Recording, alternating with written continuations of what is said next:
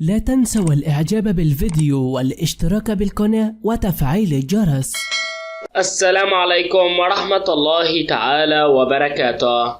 أحضان والتصاقات بين البنين والبنات، حفل تخرج جامعي في السودان يثير استهجانا بأحضان والتصاقات بين الطلاب والطالبات.